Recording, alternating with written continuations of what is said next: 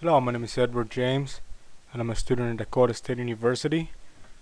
Today, I'm going to be talking about injecting into backend HTTP requests and mail services. Per agreement with my classmates, they're going to be covering the rest of the chapters. I'm just going to be doing this smaller portion as of now. So let's go ahead and get started. I'm going to be talking about injecting into backend HTTP requests. There's two different types, and these are server-side HTTP redirection and HTTP parameter injection. As far as the server-side HTTP redirection, these attacks allow an attacker to specify an arbitrary source or uniform resource locator that is then requested by the from end application server.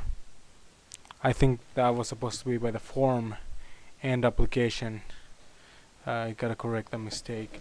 And then HTTP parameter injection allows an attacker to inject arbitrary parameters into backend HTTP requests made by the applicant server. So let's go ahead and explore this. Basically, what it is that in the server-side HTTP redirection is used usually to need several applications that handle access control and session management on behalf of other systems. Basically, it comes down to if an attacker can control the IP address or host name used in the backend HTTP request, he can cause the application server to connect to an arbitrary resource and sometimes retrieve the content of the backend response. So, for example, in order to access this cascade style sheet of this website, it'll be displaying this. Before the website, it'll probably be. Before the website, it'll be exposing this view, default, and LOC. Equals online blogs.net, and thus in a cascade style sheet. Basically, the LOC parameter is used to specify which version of the cascade style sheet file the client wants to use. Now, if no validation of the uniform resource locator is specified in the LOC parameter, an attacker can specify an arbitrary hostname in place of the of this part right here, the online blogspot.net. Basically, the application retrieves the specified resource, allowing the attacker to use the application as a proxy to potentially sensitive backend services. So basically, how this attack would begin is with this part right here, the view default LOC up until this point right here. It'll be changed for the IP address that represents the web server that's hosting this cascade style sheet application, and it'll be utilizing port 22. This is in order to utilize the application as a proxy for him to steal other data or conduct attacks. So it'll be used as a form of masquerading to get away with whatever this person is trying to do. At a glance, it may seem worthless, but there's actually a whole lot that can be done with this. Server-side HTTP redirection. Let me go ahead and emphasize back to that subject. An attacker basically can exploit server-side HTTP redirection bugs in order to use a proxy to attack a third-party system on the internet or to connect to an organizational internal network. So basically, he will utilize the system to attack other systems, and this is in order to shift the blame or to masquerade and make it a lot harder for the authorities to catch up on this person, or to utilize a trusted computer in order to attack the internal network via the HTTP application that is being utilized. Now, an attacker might also be able to use the proxy to connect back to other services running on the application server side itself, or to deliver attacks such as a cross-site scripting. And then again, it'll have the same concept. It'll be he will take control of this web server and the application contained within it to be utilized as a proxy in order to shift the blame. Now, HT parameter injection, this arises when user supplied parameter are used as parameters within a backend HTTP request. Now, in this example, let's see there. It's a bank transfer from a web server to another with the bank's infrastructure. That it's actually gonna force whether there's funds available or not. Usually, first it checks when you go clear funds.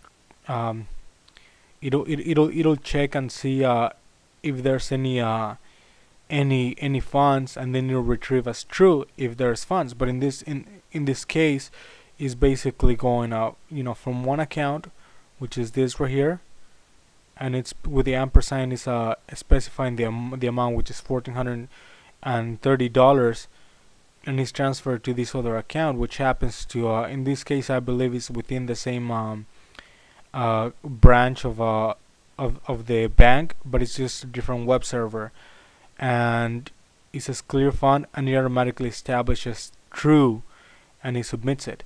Basically, this is how it is entered, but as you can see, this is interpreted thanks to the clear fund and true. It actually reads the %3D and reads and makes it cleared funds. So basically, clear funds, and this makes it and it disconnects and makes it a clear fund equals true. So at that point, it doesn't ask, oh, is there any funds? It actually specifies, yeah, there is funds. So therefore, it processes it. HTTP parameter pollution. This is a variation of the server-side HTTP redirection.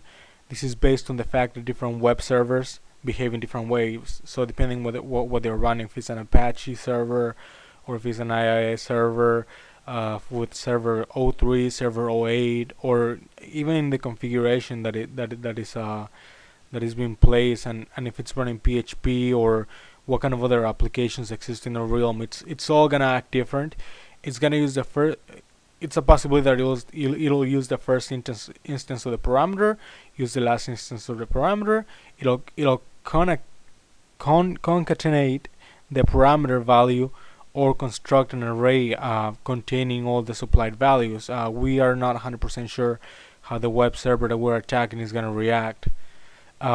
So, for example, so we got to do a little bit of a guesswork if we're gonna try to test an application or attack a web server. If you want to take that risk, the attack may respond to the first string rather than the expected one, which is the second one. This is the first one, the one that I just talked about.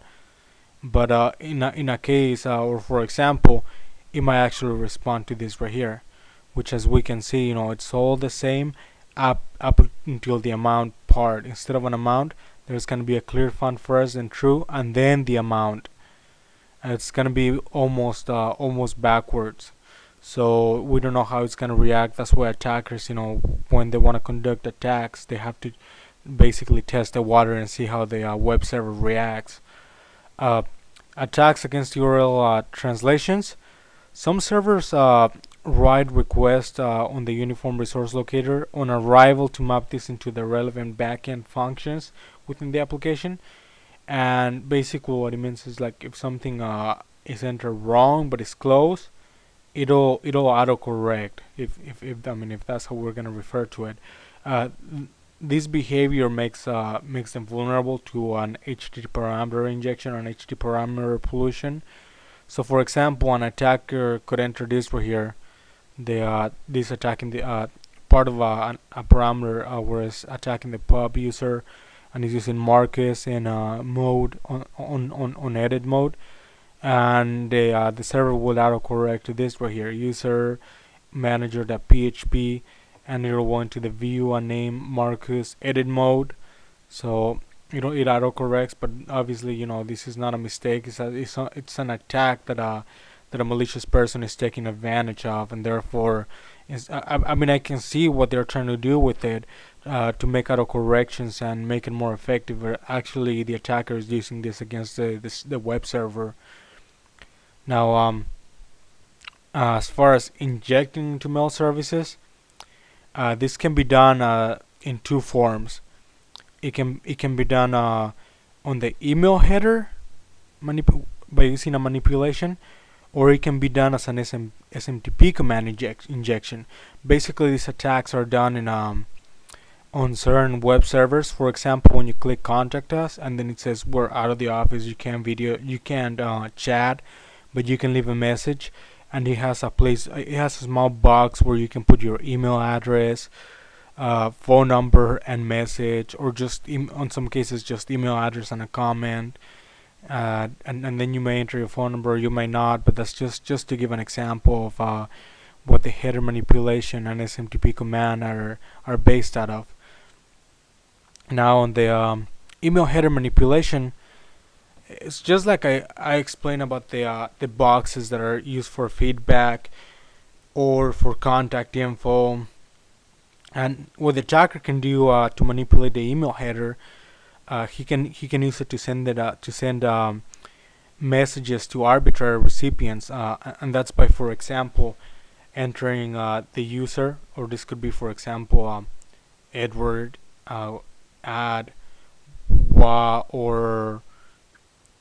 or state of Oregon, or whatever the domain was, .gov, .edu, .com, whatever domain is being utilized, and then entering this parameter right here. This is in order to create a back copy or a carbon copy, or whatever you want to call it, basically a copy of the email, and this will be directed, for example, to the whole department, if that's what the whole department is going by, or by a group, or by an individual at othercompany.com, or whatever domain is utilizing, dsu.edu, or black hat hackers, whatever the domain is. Basically, I know I'm making myself more than clear on this one. So let's see. Now, the attacker can also perform an system mail protocol, system mail transfer protocol. I did it wrong again. I'm trying to read the wrong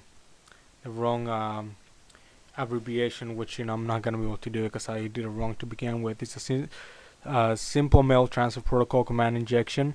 Basically, applications may perform the SMTP conversion itself. This may make it possible to inject arbitrary SMTP commands directly into the conversation. This potentially takes full control of the message being generated by the application and directs it to whatever the attacker specifies it to be. For example, on this one, an attacker enters this right here. And then here's the email addresses. He's utilizing this for the subject, and then the symbols right here to generate duplicates or parts of email that are going to be sent to different domain emails. Just right here, see, wamail, Viagra.com, and same thing with the rest of it. Basically, if the the web server has to be vulnerable to this type of attack, it's going to render these copies of the email. So basically, he's sending multiple emails.